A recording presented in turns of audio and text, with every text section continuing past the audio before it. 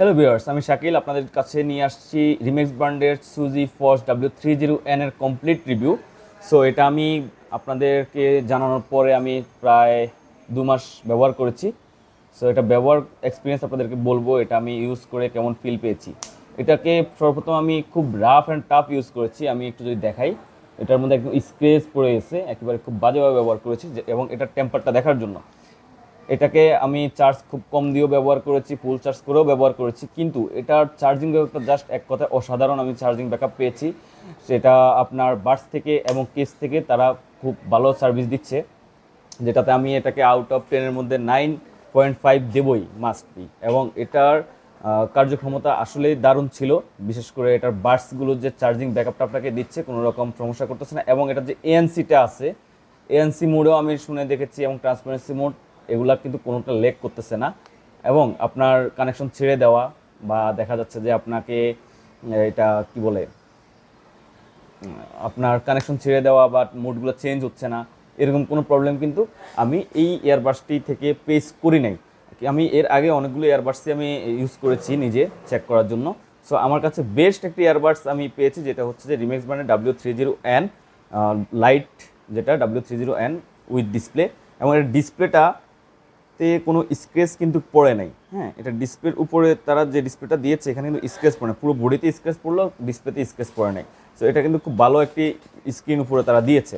আর এর বক্সের মধ্যে তো আপনারা পেয়ে যাবেন, আমি দেখাচ্ছি আপনাদেরকে। এটার বক্সের মধ্যে পাবেন একটি ইউজার ম্যানুয়াল, এবং ইউজার ম্যানুয়ালের পাশাপাশি আপনি পাবেন একটা চার্জিং কেবল, যেটা রিমেক্স ব্র্যান্ডের অরিজিনাল চার্জিং কেবল, তাদের ব্র্যান্ডিং করা।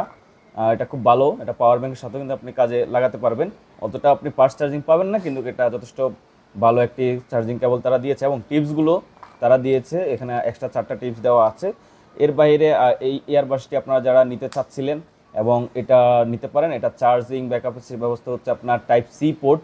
আর এখানে আপনি পপ আপ পেয়ে যাচ্ছেন, এখানে আপনি চার্জ কানেক্ট করার পরে আপনি এখানে কিন্তু সাউন্ড পেয়ে যাচ্ছেন, নোটিফিকেশন সাউন্ড পাচ্ছেন। এবং এটাতে একটা ফিচার্স দেওয়া আছে, যেটা হচ্ছে আপনার বাডস যদি আপনি খুঁজে না পান, সেই ক্ষেত্রে আপনি বাডসকে ফাইন্ড করতে পারবেন, খুঁজে নিতে পারবেন। এখানে দিলে সে বাডস থেকে একটা সাউন্ড করবে।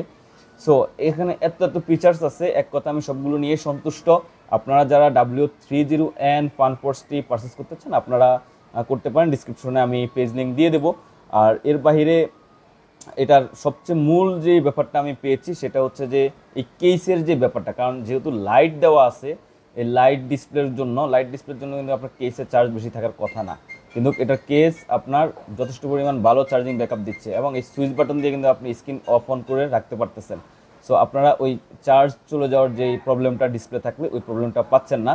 এবং এএনসি, ট্রান্সপারেন্সি এবং নর্মাল মোড, এবং এখানে আপনি পেয়ে যাচ্ছেন ইকো মোড পাবেন, জাজ মোড পাবেন। এবং আপনি চাইলে কিন্তু আপনার বেসগুলো আপনি এখান থেকে কন্ট্রোল করতে পারতেছেন। এবং এখানে অনেকগুলো ল্যাঙ্গুয়েজ দেওয়া আছে। এখানে একটা ফ্ল্যাশ লাইট ইমার্জেন্সি ব্যবস্থা, আপনি ফ্ল্যাশ লাইট দিলে এটা হোয়াইট স্ক্রিন হয়ে যাবে, মোটামুটি আপনার বাডস খুঁজে নিতে সুবিধা হবে। সো এক কথায় ফুল কমপ্লিট একটি প্যাকেজ, এবং রিজনেবল প্রাইসের মধ্যেই তারা এটা অফার করতেছে।